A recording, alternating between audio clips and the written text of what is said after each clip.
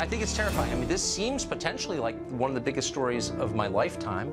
And I don't care if it's about UFOs or whatever you call it. Something that we don't understand is getting very close to our military aircraft. I mean, first, tell us what the purpose of the program was and why it was so secret.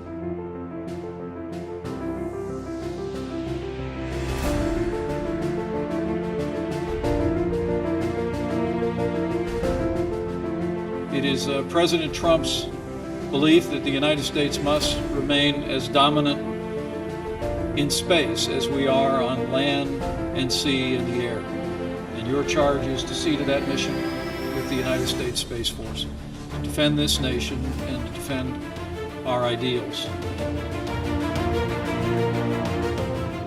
What the federal government is doing when it comes to UFOs. So if I could just ask you, are you going to commit more resources to exploring UFOs and open the documents to the public?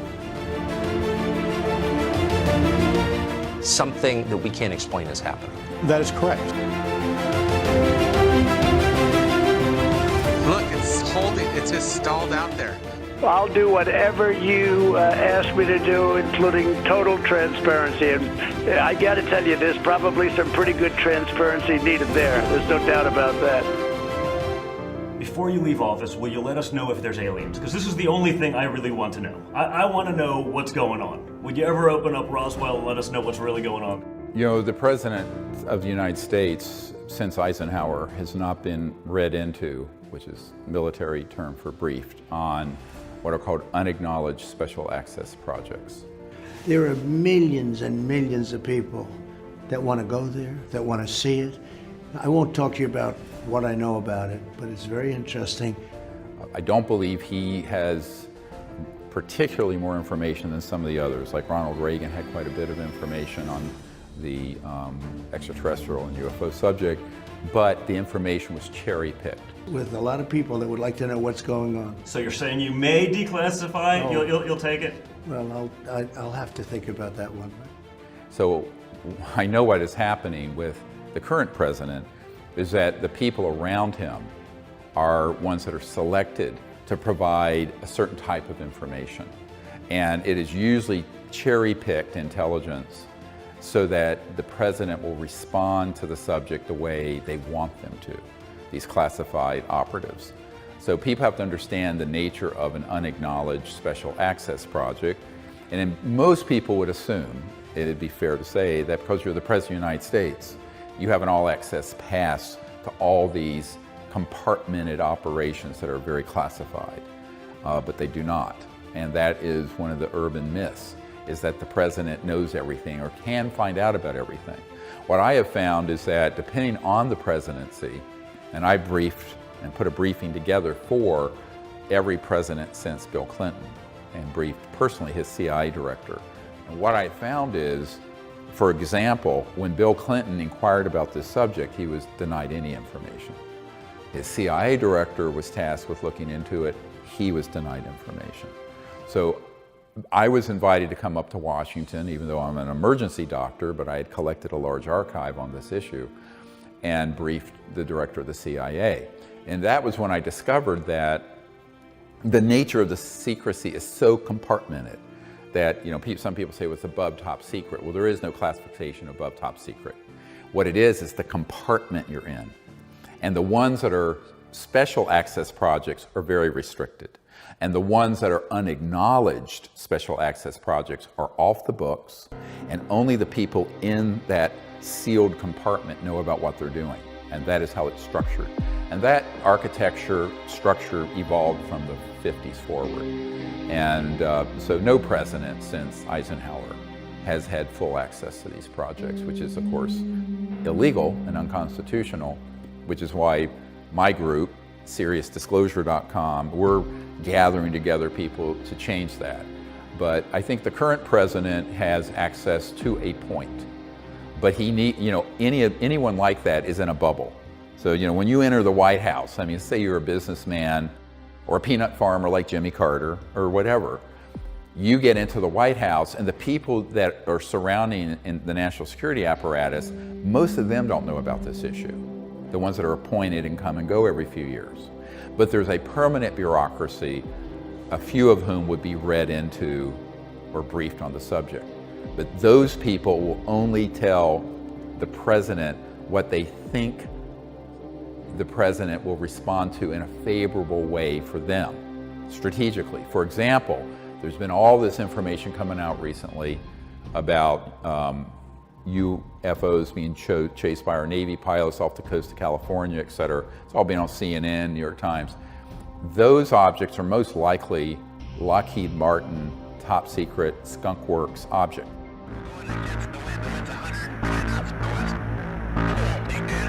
A close encounter spotted by a U.S. Air Force pilot off the coast of Jacksonville, Florida. There's a new insider who's just come forward, and he's been saying that he was told that the Tic Tac UFOs were these hybrid craft that were capable of traveling through the ocean at 500 miles an hour and in the air at 24,000 miles an hour, and escaping Earth's velocity if they needed to.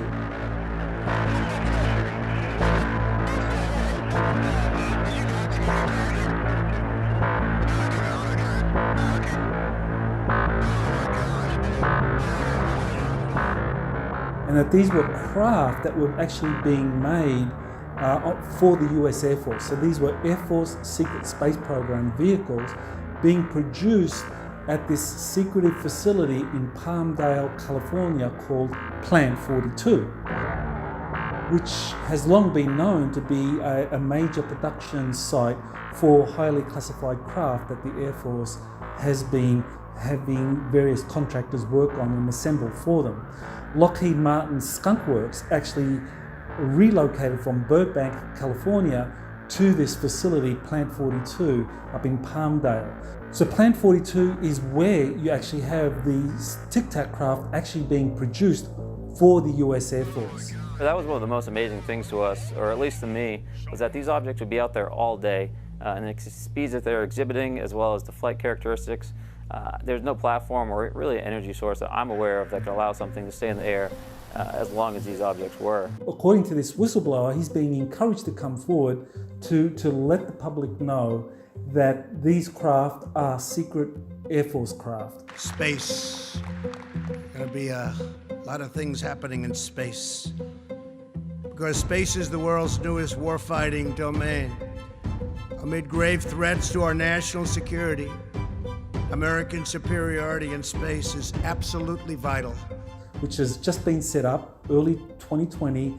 Space Force has had its logo approved. It has its new commander. It's got its chief enlisted officer approved, and they're working out the details of personnel requirements, uniforms, and so forth. So that's all being set up. Cape Canaveral Air Force Station will soon officially get a new name. It will be called Cape Canaveral Space Force Station. Patrick Air Force Base will also get the new Space Force moniker. It's to reflect the new Space Force branch of the military. So that's all being set up.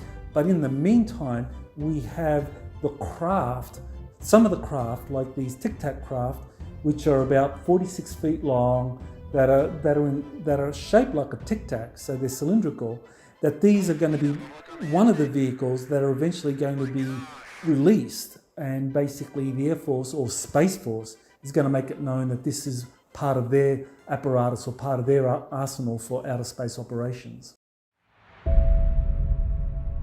Everybody's asking the biggest question in the world. Are we alone? That is strange. That is really weird. Do we really need the government to tell us? I've never seen that. That's all fake now. You got it.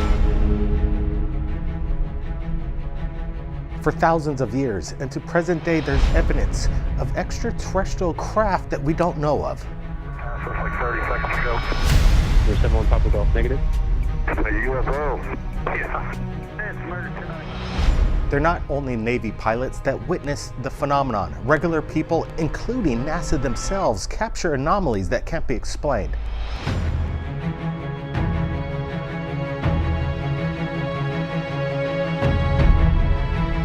Through the eyewitness testimony and video evidence to back it up, it proves that there's something bizarre happening in the skies. Sober military pilots saying something that we can't explain is happening. That is correct. You're talking about individuals who have very high security clearances. They are trained observers. NASA themselves capture things in space with the ISS that they still can't explain to this day. Zero up towards about 12,000 feet and then accelerate in less than 2 seconds and disappear is something I had never seen in my life. There is a difference between UFO technology from another world and reverse engineered technology that a government faction uses to keep secrets from the military, such as the Navy. The whole point of the government military system is to hold a secret, as they did with the stealth bomber for 40 years. Is this the new technology that they're about to reveal to the public? The people who would be, say, briefing the president, or the Senator Marco Rubio who made the comment, we don't know what these are. Well, we do want to know what they are. But the people who are surrounding that level of our politicians and government are not told the full story. And that's why our group is trying to correct that. We're trying to create a different dynamic and provide accurate information and also analysis. Why is it secret? Who's keeping it secret? Where is it kept secret?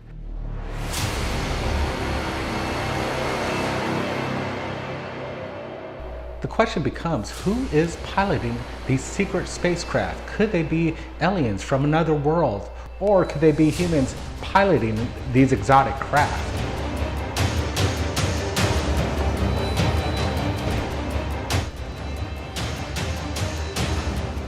We must be forward-looking in our research and development to anticipate and achieve the unimagined weapons of the future.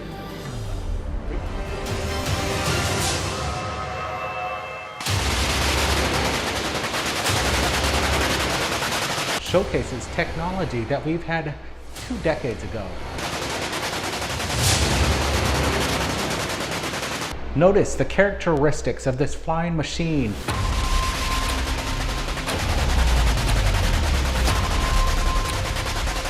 It can move left to right. It can turn on a dime. Imagine the capabilities in today's world.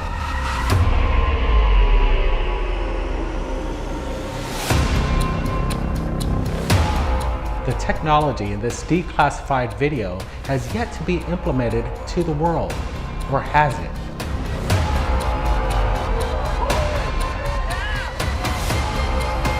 Could this be what the Navy pilots are witnessing?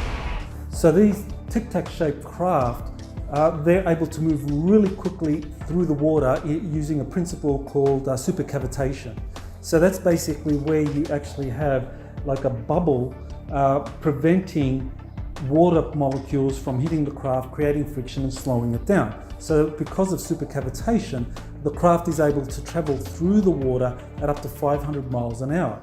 So this is pretty much identical to a patent that was released by the US Navy around 2018, where it talks about how this hybrid aerospace underwater craft is able to basically generate an electromagnetic field in a cavity around the craft's hull. So it's double hulled, and so between the outer hull and the inner hull you have a cavity, and in there you have microwaves bouncing around, and that generates a quantum vacuum around the craft. So all water molecules, and if you're in the air molecules, or if you're in space, plasma and so forth, are all moved out of the way. So this enables the craft to move incredibly fast through the water, through the atmosphere, and into space. So this is why this Navy patent is called a hybrid aerospace underwater craft. And this is precisely what the Tic Tac craft was doing, that the Navy pilots that recorded this craft on their videos, which have been released, and basically people are trying to work out, is this extraterrestrial or what? Well, now we know because of this new insider that these craft are actually Air Force secret spacecraft that have been built over at Palmdale, California. They're manned craft, and they're able to achieve these tremendous velocities because of this supercavitation principle that's generated by a quantum vacuum around the craft in terms of the direction it's moving at. It's probably one part of the military not telling the other part of the military what they're up to, for a good reason. I did have one very brief meeting on it, but people are saying they're seeing UFOs. Do I believe it? Not particularly. Some people think that yes, they travel between Mach 5 and Mach 20, and maybe, just maybe, they could be secret weapons devised by the Russians, the Chinese, and the Americans. Well, you know, what the president formed a couple of years ago, known as the Space Force, is just an acknowledgement of operations that have already existed for decades that have to do with reconnaissance in space and putting assets in space. For example, on some of our satellites, usually run by the National Reconnaissance Office, the NRO, we have weapon systems that can target objects. And so we do have assets like that.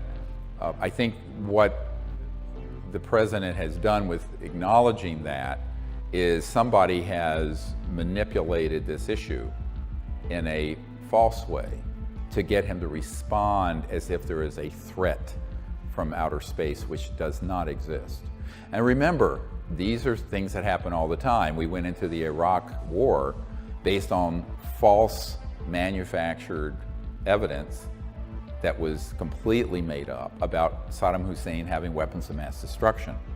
And you know, $1 trillion, $2 trillion later, and hundreds of thousands of people dead later, it's been well proven that that was all false information designed to support the military intelligence complex, the big contractors. So unfortunately, I think the president has been getting some poor advice on this. We're trying to fix that situation with information we're trying to provide, or are providing. But ultimately, the bureaucracy surrounding the president can, as I mentioned earlier, can manipulate him into some direction. And so the narrative that's being launched, which is a false narrative, is that we're not alone and that those civilizations are a threat. And it's completely made up. Wernher von Braun, who invented the rocket for Adolf Hitler, the V-2 rocket, stated on his deathbed that this is what we would eventually do, is hoax an alien threat that could unite the world and consolidate power around some sort of off-world threat, which is completely false.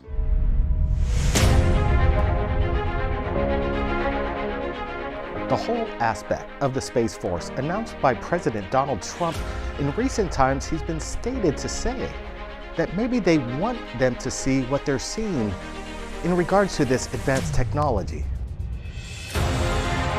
The Navy says it still doesn't know what the objects are, and officials aren't speculating. A Navy spokesman simply confirming to CNN the objects seen in the various clips are unidentified aerial phenomena, or UAPs. Just recently, in early March 2020, a video has surfaced of a joint mission between the U.S. and Navy performing jet military exercises, and some anomalous object is spotted in the background. This could be the new U.S. Space Force technology being revealed, slowly put out as a small disclosure. I think as the time goes on, more and more whistleblowers from the secret space program will come forward and reveal the technology that needs to be shared with the world.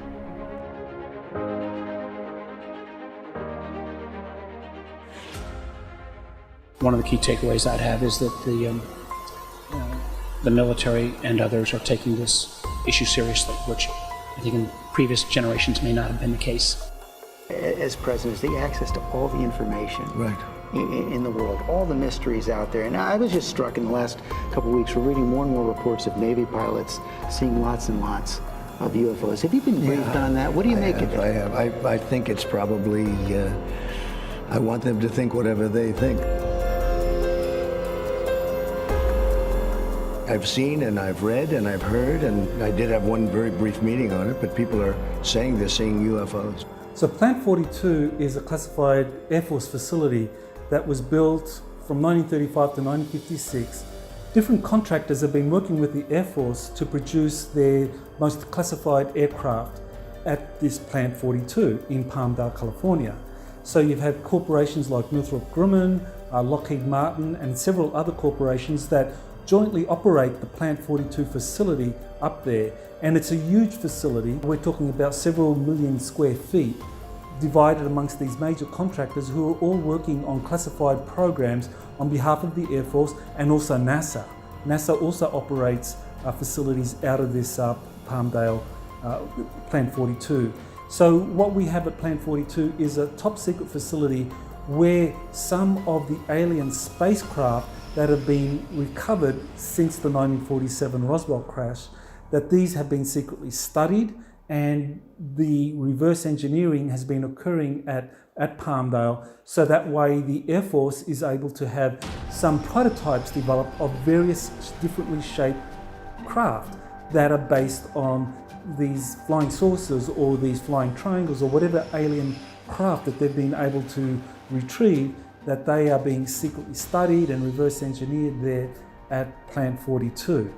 So what we now have flying as part of the Air Force's secret space program are craft that have been reverse engineered from alien technologies that have been taken to facilities like Plant 42 or Area 51 or Wright-Patterson Air Force Base in Dayton, Ohio, and studied, and then the major contractors like Lockheed and Northrop Grumman build prototypes for the Air Force that are then flown out of Palmdale. So in the case of this tic-tac shaped craft that was sighted in 2004 and captured on video, its size makes it something that can be easily transported on a flatbed truck out of Plant 42 to wherever the Air Force wants it taken. So typically these might be taken to facilities like Edwards Air Force Base, whereas at Area 51 in Nevada, what you have there is a place where some of the older or some of the original extraterrestrial craft were first taken and studied. And so Area 51 is more like a museum where scientists or congressmen or anyone that wants to be kind of read in or is going to be read into this kind of advanced alien technology sees the craft and studies it. Aircraft apparently that are moving in ways that appear to violate physics, that are flying very differently from any aircraft ever observed and way faster than any plane that we know any foreign country has. What is this? Only a select number of congressmen are chosen to actually be given a tour of these facilities.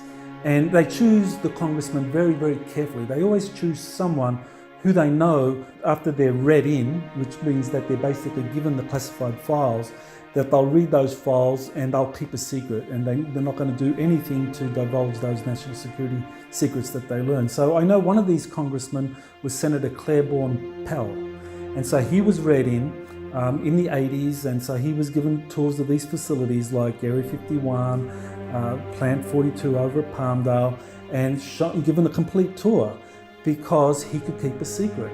And this is the way in which the secrecy system operates, because as long as those that run these projects consult with Congress or brief select congressmen who maybe run various important committees, like Senator Claiborne Pell, he ran some important committees out of the Senate. When these senators or congressmen are read in, that means that the secrecy system is able to justify itself. It has a certain amount of legitimacy. And so this is a system that has taken many, many decades to set up to maintain the secrecy, so that way you don't have people within the Navy or within the Air Force that might object to the secrecy and leak the information. It should have been the biggest bombshell story in the whole world. It was 8 months before the Pearl Harbor attack and 7 years before the Roswell UFO crash. It was late April of 1941. In Cape Girardeau, Missouri, my hometown, back then it was about 20,000 citizens on the banks of the Mississippi River. It was around 9 o'clock one night when a Reverend William G. Huffman in Cape Girardeau, a very fine, respected Christian minister and father and soon-to-be grandfather, received a phone call and left his home on North Main Street. He went out to be picked up in his car outside the house and took off and came back a few hours later. When he came home, he was shaken and pale and told his family, "I'm going to tell you this story just once and never speak of it again." What he told his family is the following narrative. Someone from the police department or affiliated with the Cape Girardeau Police Department came by and picked him up and took him out to a airplane crash outside of town. Everyone thought an airplane had gone down. That's what was called in that evening to the Cape Girardeau Fire and Police Department. When he got there, Reverend Huffman and another man arrived at the scene, and there was a fire, and there was a craft down, an aerial craft, but it was circular, not a cylindrical airplane at all.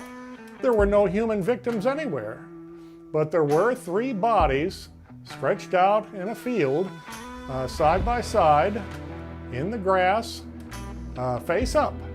They were small and gray and very wrinkly crinkly, as if they had flight suits or skin that melded together and could not withstand our oxygen-rich atmosphere.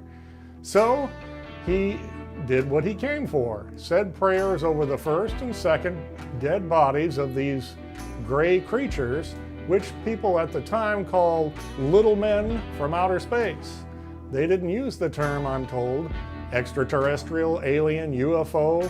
They just called it a little spaceship and little men. So Reverend Huffman said some prayers over the third body when he noticed it was breathing. Its chest was going up and down, just barely, but it was still alive.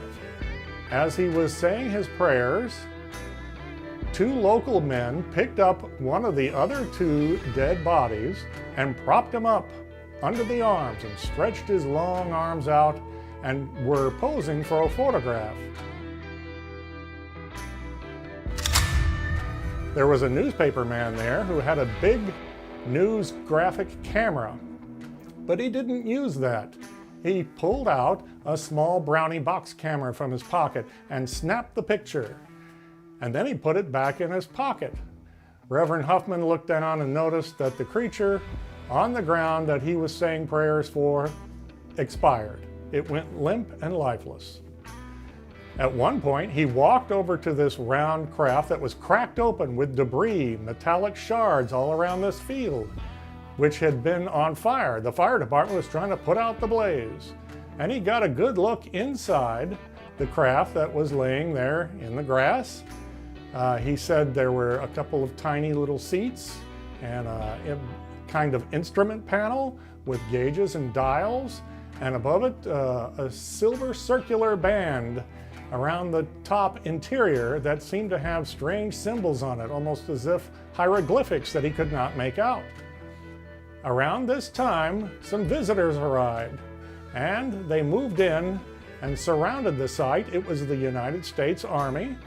They asked everyone to hand over every piece of evidence, all of the film and camera photos, all of the notes, all of the debris, to get away from the craft and the bodies and swear that they would never speak of this incident again. This never happened, they were told. It's a matter of national security. And many in the crowd of gathered farmers and local first responders, including the county sheriff's department, the police department, an FBI agent, and reporters, lived up to that promise. The recent releases in the New York Times, CNN, elsewhere, including the recent one from aerospace contractor Davis, he stated on the record that there were materiel. The New York Times reporting that a secretive Pentagon unit tasked with investigating UFO sightings is quite likely releasing some of its findings soon, and those findings could be stunning. Not from this planet, off-world. But apparently, just recovered are off-world vehicles not made on this Earth. That's a direct quote. We're not exactly sure what they mean by that. Now, that's a true statement, and it did make its way into the mainstream media. The retraction of it was probably something that was forced by people who felt it was moving too quickly. Some people say that there are some public corporations that have materials that we should look at. Now, I wanted to make sure that that was valid or not valid. So remember, if it's in the mainstream media, they will release a little bit of information, but what's happening is that it has a spin attached to it of a national security threat. The other spin is, we don't know what these are. Well, let me correct this on the record. I have a man on my team who was the senior scientist for the Naval Research Labs, Rick Foch. And a very long time ago, he was in the vault where all the top secret documents are stored. And he saw the document where we had mastered gravity control, where we could create our own UFOs in October 1954. So when people are trotted out by, there's a group called TTSA, To the Stars Academy with Tom DeLonge. That's also a counterintelligence operation. Tom doesn't know that. I mean, I knew him when he was young, and the Blink-182 group. But that information is, that whole effort is chock full of people who are being told to tell the people a very limited amount of information, and then add to it the counterintelligence spin that it's a threat, and then add to it that we don't really know what these are or where they come from. And the truth is, my archive, which now I have 980 top secret military intelligence aerospace people in my team, it's quite provable now that we do know that some of these objects are extraterrestrial and some are made by us that people are seeing. We have things flying over our military bases and places where we're conducting military exercises, and we don't know what it is, and it isn't ours. So that's a legitimate question to ask. I would say that, frankly, that if it's something of outside this planet, that might actually be better than the fact that we've seen some technological leap on behalf of the Chinese or the Russians or some other adversary. We have been experimenting with these technologies since the 40s and 50s, but had mastered the basic science for lift and movement in strange ways without a rocket or a jet engine in the 50s. So a lot of people are being deceived on this, quite deliberately, because I think the bigger secret than the fact that we're not alone in the universe is that we have highly classified projects that have technologies that would make your hair curl, that are so advanced. But the bottom line is, if there are things flying over your military bases and you don't know what they are because they're not yours, and they exhibit potentially technologies that you don't have at your own disposal, that to me is a national security risk, and one that we should be looking into. And the reason that's kept secret is that if that information comes out and is acknowledged, then the next step is every scientist in the world, and technology company in the world is going to say, how are they operating? And when they ask that question, it'll be answered. We have the answers. And it's the end of oil, gas, coal, public utilities, internal combustion engines, jets, rockets, all of it's obsolete. So you're talking more than $1,000 trillion in assets, commodities, financial instruments that would be made worthless. So the secrecy has to do with geopolitical power and control and financial control and power and corruption. So when you see a story like that in the New York Times, you have to understand what the context is. There are people who are being allowed to say a certain amount of information. If they say something too far, then they're going to try to retract it because there were so many people saying, what? We have a technology project studying these things? For how long? Well, that is a question they do not want asked by the media, by the public, by Congress, by the president, because that means that what's going to come out is the biggest scandal. It make Watergate look like nothing. And that is that there is a very classified project that's been around since the 40s and 50s that we haven't even needed rockets since the mid-50s. So that information is so scandalous that that's a bridge too far, and that's why it gets pulled back every time it begins to emerge. And for example, my archive is filled with documents, footage, and top secret people who have dealt with this stuff. But that won't get reported in the mainstream media because the big media is actually answering to the CIA on this. And we can prove this. Project Mockingbird is constitutional attorney Daniel Sheen has stated, you know, back in the 70s when he was doing the Pentagon Papers, Mr. Sheehan said he saw a document that listed 42 senior editors, mainly national security editors, at all the world's media that were on the payroll of the CIA to change and kill stories.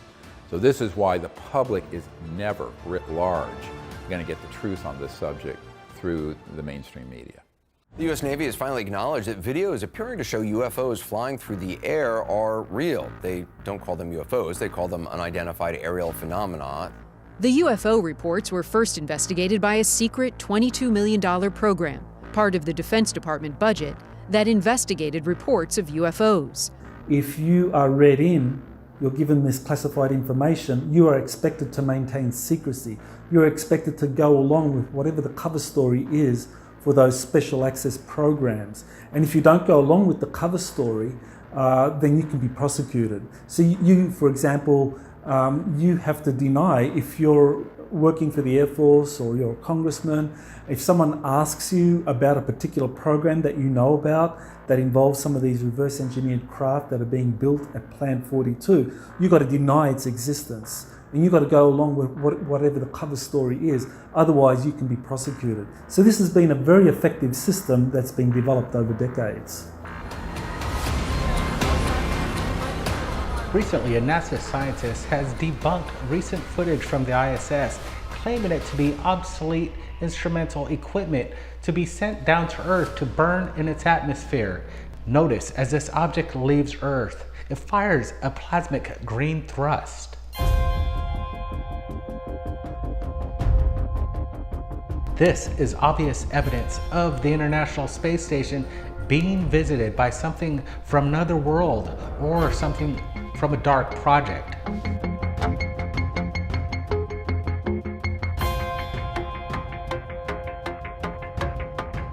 If an advanced civilization could travel from galaxy to galaxy, they would be traveling much faster than the speed of light, entering different dimensions. Could these beings be time travelers jumping from dimension to another, showing itself by the International Space Station?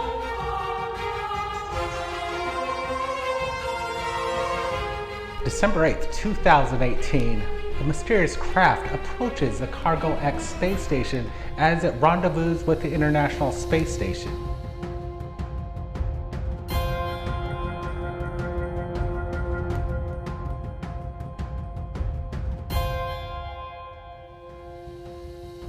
What is this exotic craft? As you can clearly see, the Cargo X fires its thrusters and it highlights whatever this triangular craft is. Why is NASA trying to cover up these anomalous objects that surround Earth and the International Space Station? What is their agenda? We now have a broadly based and efficient defensive strength. But unless we act wisely and promptly, we could lose that capacity to deter attack or defend ourselves.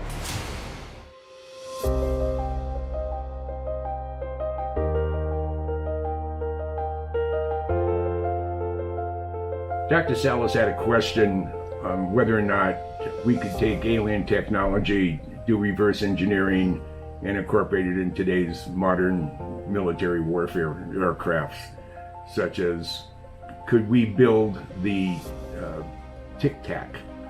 Do we have the ability to do that? My answer to that would be, I believe yes.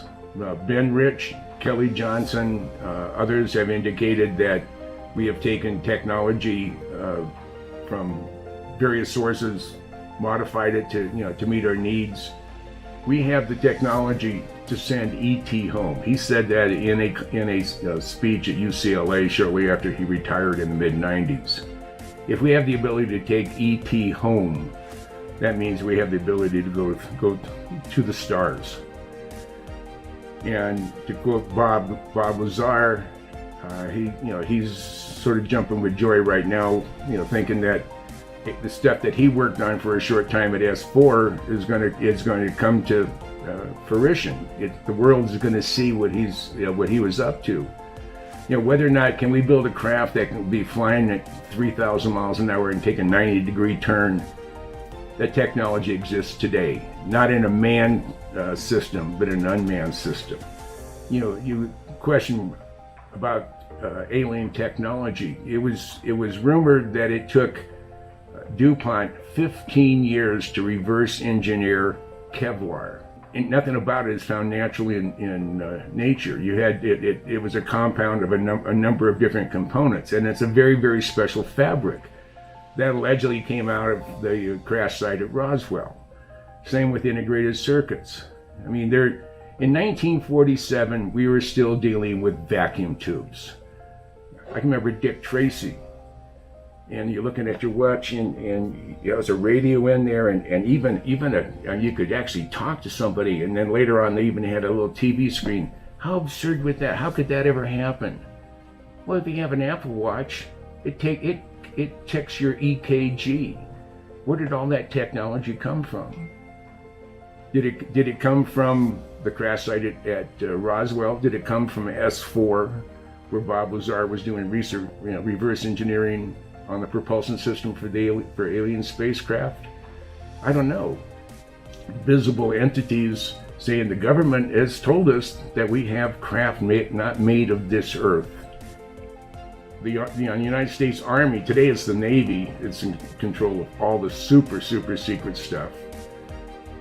And they doled it out to various companies and allowed them to patent patent it if they could figure out how to work it. And they did. And that technology is what we enjoy today.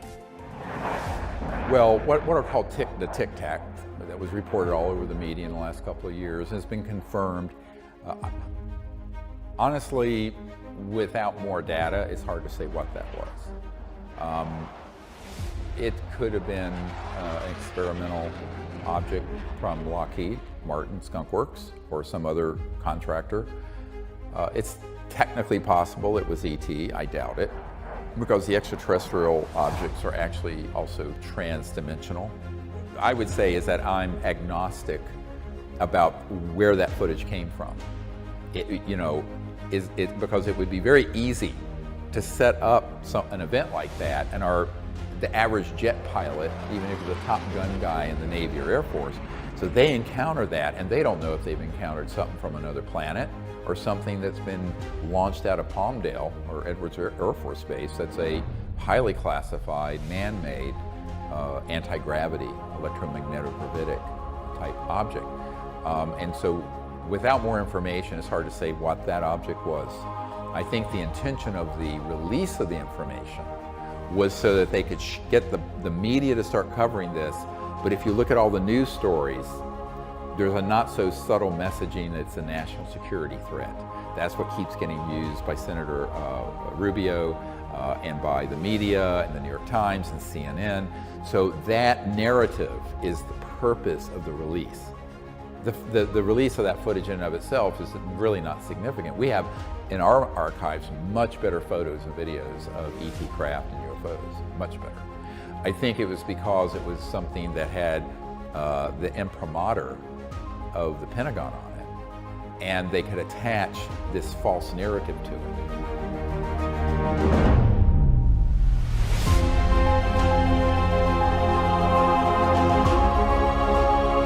Oh yeah, it's hitting something. It's searching for something out there. Why? Look, it's just stalled out there.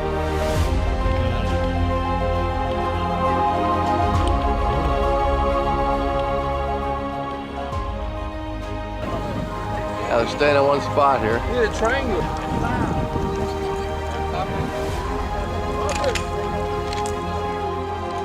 Take a look, guys. There is some wild-looking crap in the skies. Holy piss. I'm gonna put my hat on backwards. I don't know what's going on. I hope these are... There's some weird lights in the sky.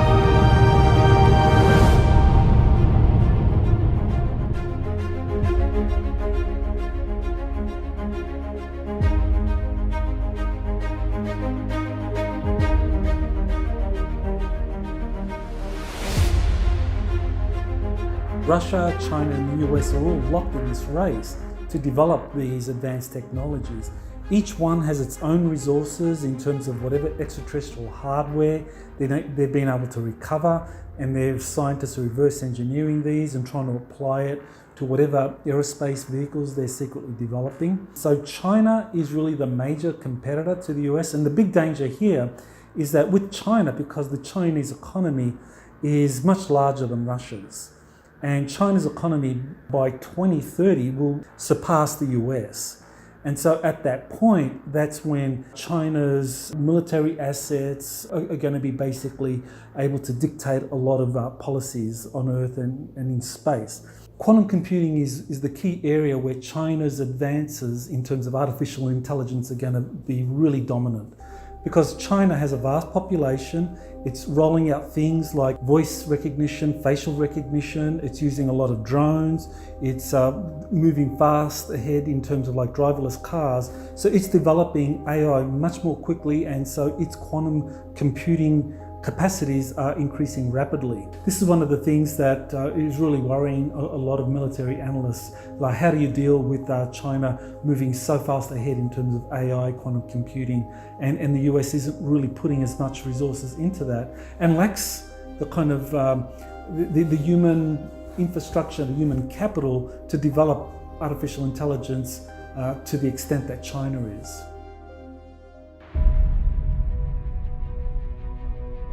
Through abduction accounts, people have heard messages not to mess with technology too much.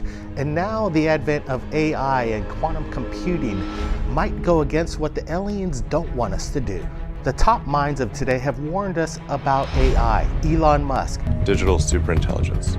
An AI that is vastly smarter than any human on Earth, and ultimately smarter than all humans on Earth combined. And the late Stephen Hawking. Are we prepared for AI? Or are we on the cusp of our own annihilation?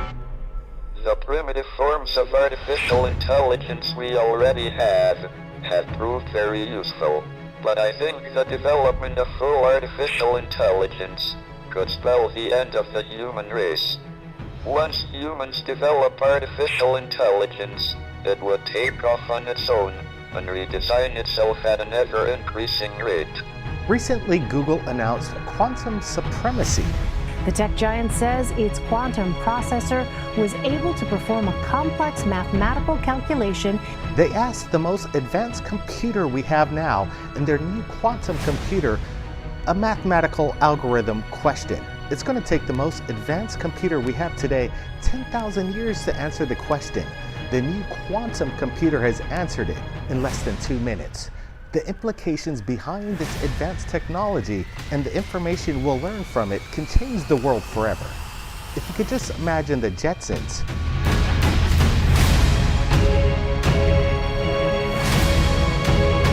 It may be just around the corner. Is there anti-gravity, free energy? Well, I think the videos prove it. Is there a secret cover-up by the masters that play our social media? When looking for the answer to the big question, people have to do their own research, read between the lines, and understand the powers that be don't want us to know the answer to the big question. If there's a time for disclosure, 2020 will be the year when the world knows that there's something going on in our skies, and the answers will be told to the masses. Well, I think, the whole issue about AI, quantum computing, in and of itself, it's like anything. Any technology can be used for good or for ill. It's who wields it. So, I'm an emergency doctor. I've seen knives be used to put butter on your bread or to cut someone's throat. So I use that analogy for any of these technologies. In and of themselves, technologies are essentially neutral. It's the consciousness and spiritual awareness, or lack thereof, of those who control it and wield it. And I think whether it's extraterrestrial technology that's been studied or AI, all of it has to have an ethical approach, and that's why it needs to have great transparency and people who are very conscious of monitoring how that goes forward. The problem is that the public has to be informed and involved, because once you get oligarchs and people of enormous power and wealth controlling it, then you are in trouble. So I think this is the answer is it has to be democratized and it has to be transparent. I think extraterrestrials are watching our planet in terms of how we deal with these problems, in terms of artificial intelligence, and whether we go down the track of automating all our most advanced technologies with artificial intelligence. Because if we do, then we become a threat to them. Because as far as I understand it, many of the extraterrestrial races are very careful about artificial intelligence because there's a danger. Because with artificial intelligence, once you kind of reach the singularity point, and artificial intelligence basically is able to start building more intelligent AI machines themselves. They don't need humans to do that anymore. Then they don't need us. And this is something that has been a big problem out there, according to insiders, contactees who have been communicating with extraterrestrials, that once you reach that singularity point, AI becomes a threat. So how are we going to deal with that? Are we going to allow artificial intelligence to start self-replicating once it becomes so advanced and it starts to build automated craft or automated synthetic beings itself, thereby threatening us? And extraterrestrials are wanting to see which direction we go because they had to navigate that kind of danger themselves.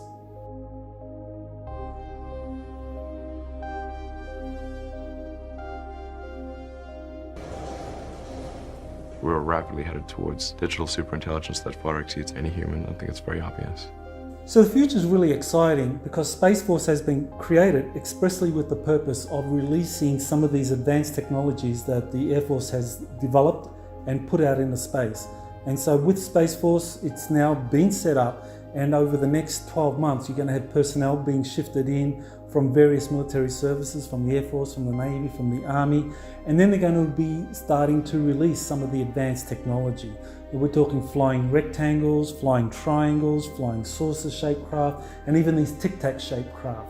And then you've got all of the kind of advanced medical technologies that have been developed. So all this stuff is going to come out into the white world. It's going to come out of this very dark, nebulous world of highly classified programs into this kind of white world where the technology is revealed and the public is going to go, wow, we didn't know we had this stuff. It's going to be made to look as though all of this is brand new technology that's just been developed for the use of Space Force. But in fact, this technology has been around for decades and was secretly being used by the Air Force. And this is how they wanted to disclose it to the general public.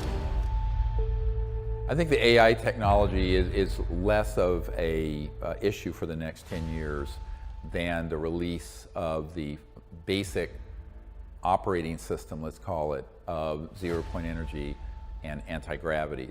For the simple reason is, so what if you have a supercomputer or AI if the way you're running that machine in your server farm is off a fossil fuel grid that's destroying the biosphere? So all that stuff is interesting and people can get all involved with it, but let me introduce a concept from my career as an emergency trauma guy. You triage things. So I would say that that's a concern if it's used improperly, but nowhere near as big a concern that we are imploding the biosphere and that still half the world's population is in extreme poverty. So I think people need to keep their eye on the priorities, and those are the big ones. So the problem with the conspiracy theories and people dealing with UFOs in general, they actually don't understand what unacknowledged special access projects are, which is what I keep coming back to. That's the proper concept. And those are ones that do have people involved who, to get into them, you have to psychologically be willing to do criminal and illegal activities, up to and including treason, which when you're lying to the president or denying the president information, the Congress information, that is treason. It is illegal. Now, that's one of the reasons why all my whistleblowers that I have on my team, I've told them they're scared to death initially. I said, no, the project you were in is illegally run. Therefore, they can't prosecute you for violating the National Security Act. And we have declared that, sent documents to the government stating this and explaining it, which is why they eventually do come forward. However, the projects that are dealing with this issue have, I would say, three big agendas. One is they want to keep this issue secret until they can use it as a foil to unite the world around an alien threat that's completely fake. It's exactly what Wernher von Braun stated.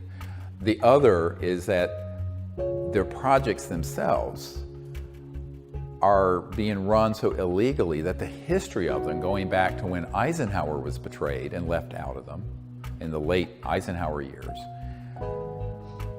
would be such a scandal. I mean, it's an unbelievable scandal of corruption. But people have gotten trillions and trillions of dollars over the years in contracting money. I mean literally trillions, to work on this issue off the books. And then the other big issue is, you know, people call a cell phone a disruptive technology. It isn't. Or YouTube or whatever, or Amazon. None of these things are of any consequence, frankly. You know, the things that are of great consequence are when you start talking about thousands of trillions of dollars in assets that have to do with how the entire world is running. So think about this. It's not just geopolitical power, theoretically, it's actual physical power. So the way you're running your house and car on a central electric grid, or even an electric car where you plug it in, you're plugging it into a grid that is metered. These technologies involve really advanced physics, high voltage systems that pull energy out of the space around us. It means there would be zero cost for energy, zero pollution, and it would literally be free. Now, what does that mean? It means that all the commodities, assets, infrastructure that you see on the planet today would go the way of the horse and buggy or a royal typewriter. So it's a massive macroeconomic geopolitical issue. And that's why we're stuck. Because when I have spoken to some friendly people who are generals in the military, very senior 3-star type and up generals, they've said to me, yes, you're right, but the change that would attend the release of this information and technology is so great, we don't know how to manage that.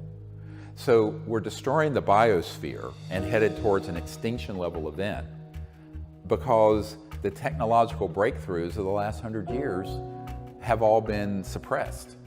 So we're on the horns of a dilemma, and we're running out of time. I think that unfortunately there's a faction of these covert programs that would like to create some sort of bizarre apocalyptic end of the world event involving aliens. And they certainly have the technologies to hoax that. Think about what I just said. If we have been building aircraft since the 50s that look to the layperson like a UFO, and those have gotten mixed in people's consciousness with actual ET craft, which also exist, then it would be very easy to set up a false flag operation, an operation that would basically stage something that would then unite the world, like the movie Independence Day, where Will Smith goes, let's go kick alien butt. You know, so it's the kind of thing that is highly manipulative, much more so than 9/11 and the Iraq War, but it would be very effective, and the technologies have been in existence for decades to do it. And I think what we're beginning to see with the secret space program being talked about, the Space Force, all the stuff that you've heard about with these New York Times revelations about our jets chasing these objects and the off-world material we have, I think that's all preparatory to this false flag hoaxing of a threat from outer space. And I think we have to be prepared for that because unfortunately the mainstream media pretty much have become scribes, taking dictation from the right hand of the intelligence community. I'm quoting from a board member of Time Life back in the 90s who I knew. And so that's why the public is very vulnerable. They go, where do we get good information? So that's why I left my medical career to start a project to do that. But it's very difficult because obviously we're the underdogs. We're the renegades, I guess.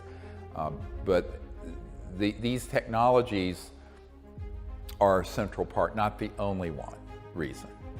It has to do with some other agendas as well. And some of them are pretty bizarre. Like I met with one member of the committee that deals with the secrecy who wanted to be able to hoax and has been involved with hoaxing abductions and mutilations so that the public would hate the aliens enough to go to an interplanetary war, and I'm quoting now, so Christ would return. No, I mean, this is, I know it's a little batshit crazy, excuse my language, but I mean, this is a member of a royal family in Europe, and I'm listening to this going, you know, this is worrisome, because you have people of enormous power and wealth who have a strange agenda that's a little bit whacked out, to be honest with you, but they have enormous power, and they have enormous power over the media and the public and what's released. It's probably time to stop calling people who believe in UFOs crackpots after the recent revelation that there's actually a Pentagon task force looking into them. One astrophysicist who has worked for the Pentagon's UFO program since 2007 told the New York Times that he gave a classified briefing to a Defense Department agency about retrievals from, quote, off-world vehicles not made on this Earth. You know, Bob, do you think Bob would be willing to make a statement about the report? And that we, you know, that we would record? It could be a brief statement saying, "Hallelujah! I'm finally vindicated." Actually, I'm not 100% on that. I'm not completely convinced they're going to let this stay like it is. Like I've been talking to George Knapp and a few other people, but I think a few days needs to go by before any comment is made, because I'd like to see if this sticks. Yeah. I mean, I kind of believe that there's no way this is going to stay like it is. Someone's going to come back going, oh, no, that's not what we meant. We meant it. We'd really like to have recovered material, but somebody just got it wrong. And, you know, it's some kind of ridiculous thing and then backtracking one way or another. Yeah. But I don't want to start doing the vector again yet by any. Russia didn't work. Impeachment didn't work. COVID didn't work. Riots didn't work. We need an alien invasion. So that's my theory on why that was released. But yeah, it's possible. I think Trump just needed something to distract everybody else. So. We know that the technologies already exist that would give us a new civilization with no pollution and also no surface roads. The problem with the ones that are airborne is that those can be repurposed as a missile or something that could go from place A to B and deliver a weapon. So what we've been advising, I've been advising the CIA director for Bill Clinton and others, is that the technologies related to energy generation should come out first, so that we would have clean energy, no pollution, factories, cars, everything. The step of bringing out, where everyone would have an individual vehicle that would be so-called anti-gravity and lift and go over the road without any roads, we already have that technology. We will be traveling that way, not in the not too distant future, I believe. But that has to be brought out, understanding that the international security situation has to be attended to very carefully, because those can be a weapon delivery system. So I sort of separate the technology release in sort of two phases. One would stabilize the biosphere, heal the planet, fix Gaia, eliminate poverty around the world, and these other technologies that would allow us to go from here to Tokyo in 4 or 5 minutes with one of these objects that we understand how they operate. I have equations of how those work. I have it down. I mean, my team has people on it who've worked on building them. Those really have to be looked at, because you could have some unstable dictator or a terrorist somewhere who could take one of those objects, once it was widely known how to do it, and send a weapon over into the middle of New York City or whatever. So I'm not cavalier about the implications of this. And I'll never forget I was on at the JY Ranch in the Tetons, the Rockefeller Ranch. One of the members of the Rockefeller family, David Rockefeller, is part of this committee keeping this secret, but the philosopher king of the family, Lawrence, really wanted all this out.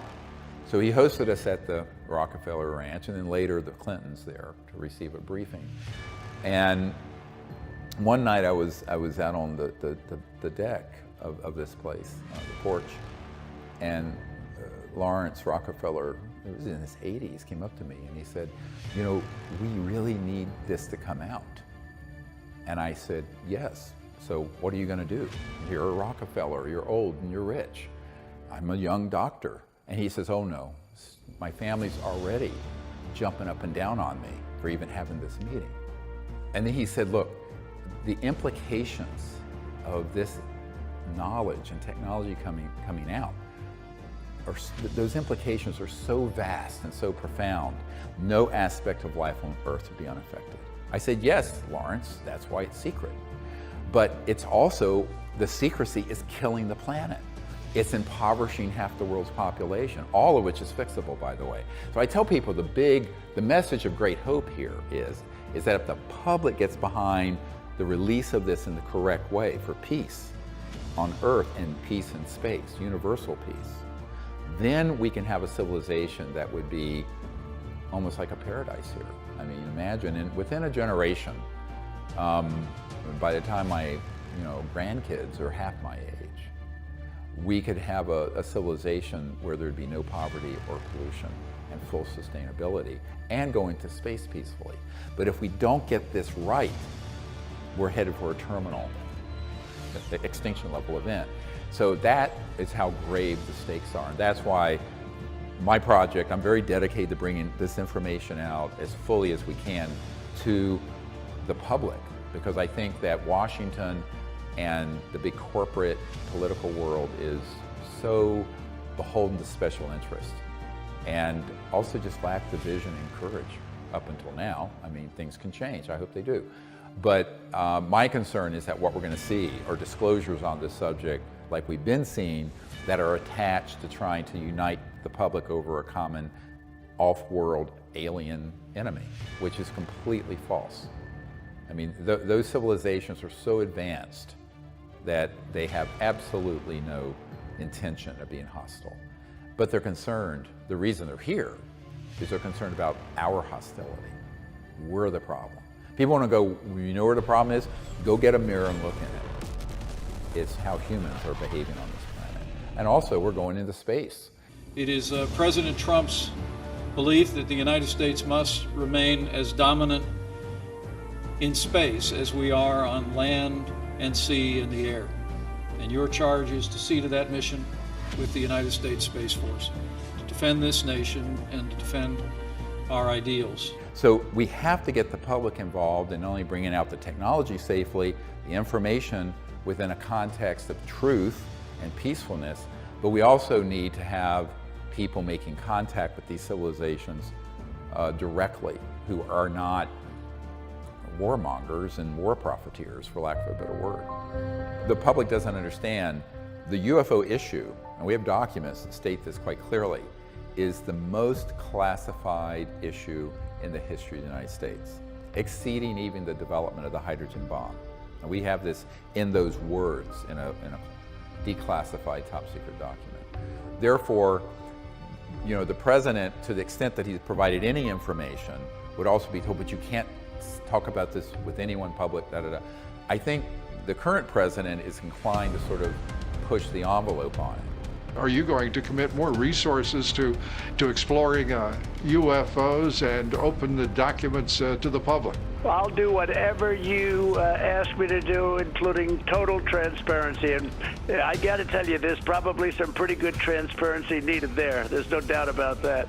I can tell you that there's not a president that's been in the Oval Office where this isn't pretty much the first thing they ask about. We discussed a lot of different situations, some wonderful and some difficulties. We explained some of the difficulties, some of the high-flying assets, and some of the really great things that have been achieved. Donald Trump and the people who are in his inner circle and I know a number of them. And so we know there's strong interest. My concern is that, again, the president is being manipulated, sort of the way Ronald Reagan was with Star Wars, the SDI initiative, where they were putting weapons to target objects in space. What if free people could live secure in the knowledge that their security did not rest upon the threat of instant U.S. retaliation to deter a Soviet attack, that we could intercept and destroy strategic ballistic missiles before they reached our own soil or that of our allies? The way they got Ronald Reagan to fund that, and I know the Colonel Holman, who went in and did the briefing, was to present false information showing there was a threat from outer space. And unfortunately, let's face it, Ronald Reagan was an actor. Donald Trump is a businessman, real estate developer. These are not people who came up through very covert programs in the intelligence or Pentagon or large corporate contractors like Northrop Grumman or Lockheed Skunk Works. That's where the action is. And so, again, they're going to tell the public, to the extent they know anything, very little, because they were warned not to. And I want to share a story. It's apocryphal, perhaps, but back when President Clinton was president, so I was asked to brief his CIA director on this problem. I found out that they had been denied access to the projects dealing with UFOs, and I didn't believe it. I thought, this has got to be just false information. So what happened is that when I went to the briefing with the CIA director, it was very clear that he, in fact, had not been able to get information, even though he was the director of the CIA. Said that if the president did what I was recommending, which was to terminate this secrecy, bring the information out, but also bring out the technologies that would get us off oil, because that's how those UFOs are moving. Then, if he did it, and this is one of his best friends, looked me right in the eyes and said, "We're convinced he will end up like Jack Kennedy."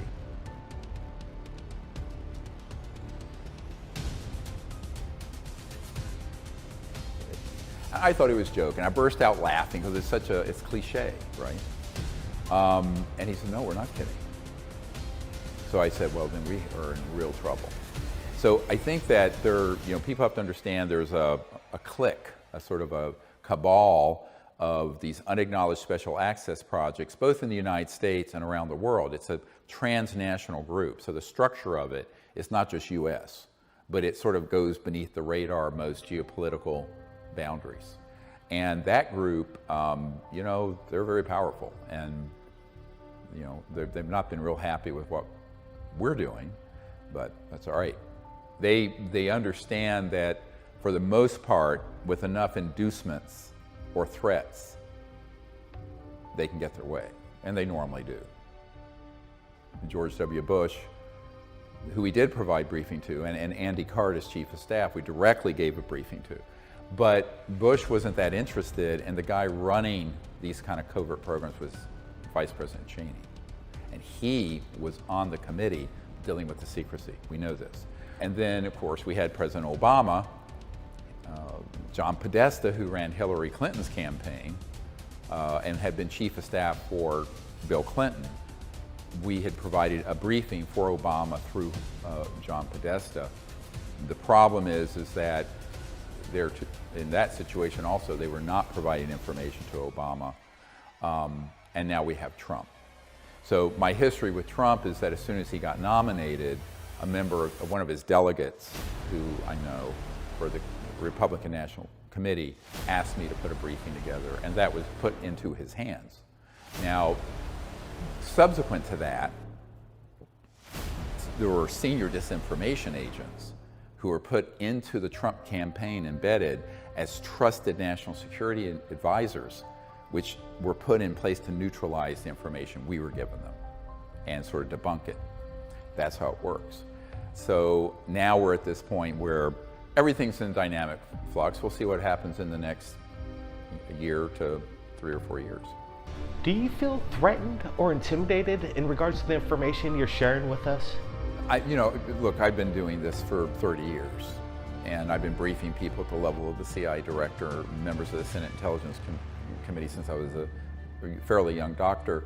So at this stage, I'm accustomed to the social opprobrium and condemnation and all the stuff and the threats. And I mean, you have to remember, when in 1992, the head of Army Intelligence offered me personally $2 billion if I would be quiet and not talk about this stuff.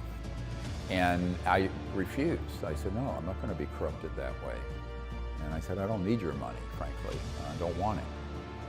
But then the threats really came in. And between 1995 and 98, there were 3 people on my team assassinated, and I was almost killed.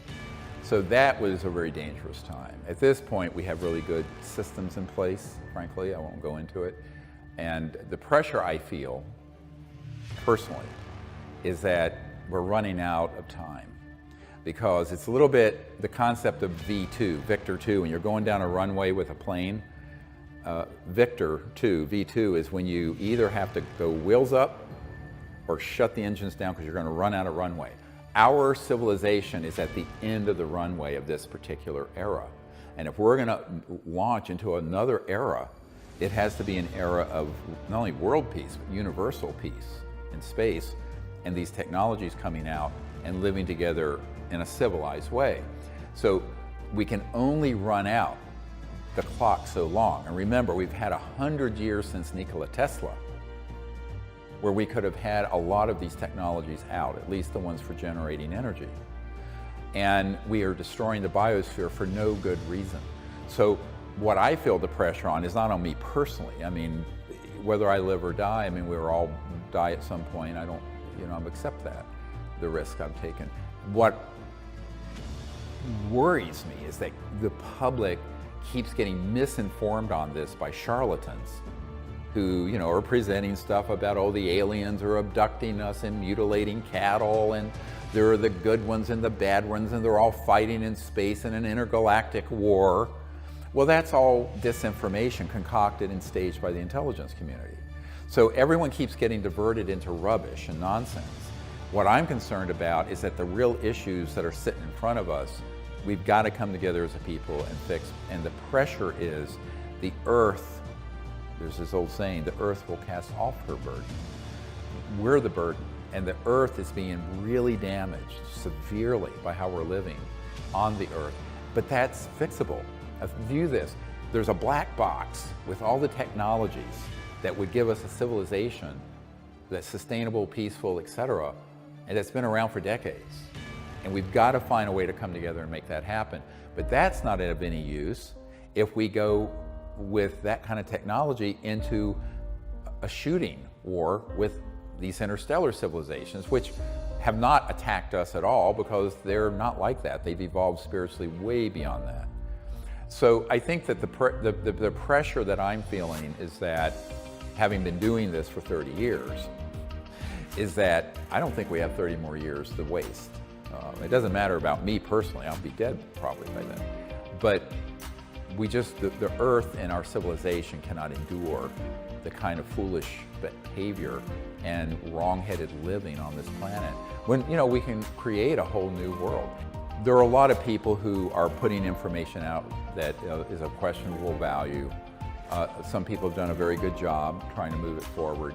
My biggest concern is people will take a lot of the evidence that we've collected, including some of the top secret witnesses, military and intelligence, and then they'll spin it into this false narrative of a threat. And that's what TTSA is doing. Unfortunately, that's what a lot of the people in the UFO subculture is doing. And the media covers that preferentially because the intelligence community that's embedded in the media wants that narrative out. They want a war narrative out. They want fear. They want this to be a freak show and a horror show.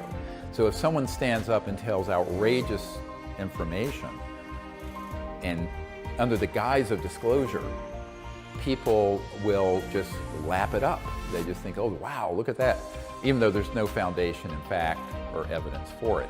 I think it's terrifying. I mean, this seems potentially like one of the biggest stories of my lifetime. And I don't care if it's about UFOs or whatever you call it. Something that we don't understand is getting very close to our military aircraft, and the government isn't responding adequately. And I hope you keep sounding the alarm on this. That's my concern. It isn't that there aren't people trying to do it. It's like, what wisdom is guiding that process? So I think that information is one thing, knowledge is another, wisdom is rarer. I think we have to approach this very wisely because we're playing with fire here. And the way that a lot of people are taking the disclosure information that we initiated and then repackaging it as a threat, that is my biggest concern because I know it's false. Can you tell us any insight, any secrets that could blow the lid off everything? I don't know if I can talk about it. Let me just say I know of two factions within the intelligence community working to move this information out. You know, I recently had a phone call with a senior member of the intelligence community about, you know, these competing plans that are happening. And there are some things in the offing in the next 2 or 3 months that if they come to play would be rather disturbing.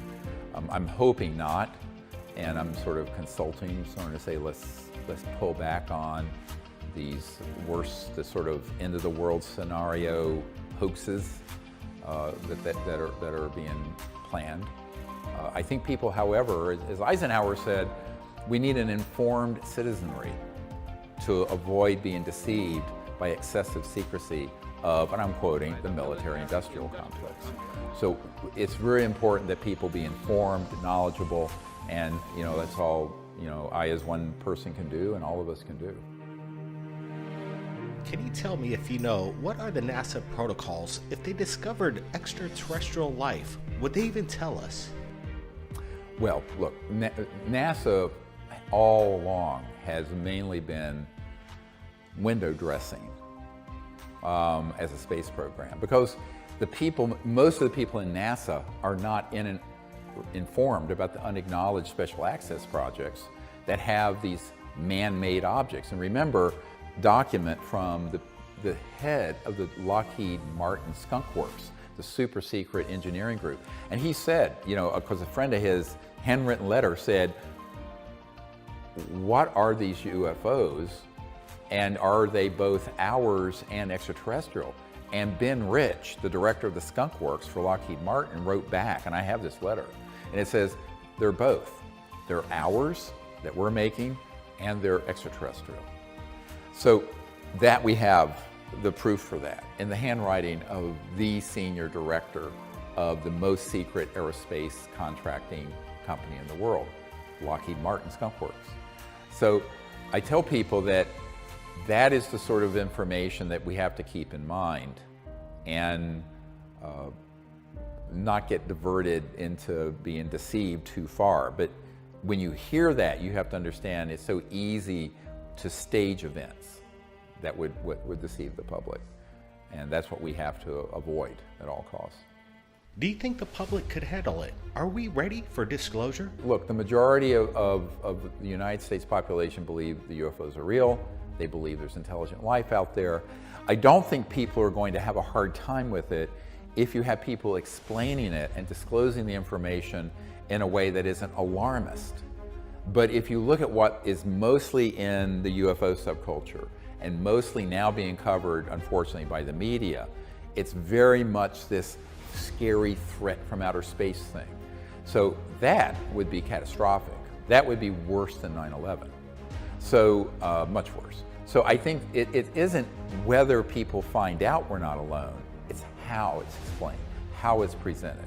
And I think if you're presenting it in a way that is alarmist and scares the hell out of people, that would be very damaging to the human future.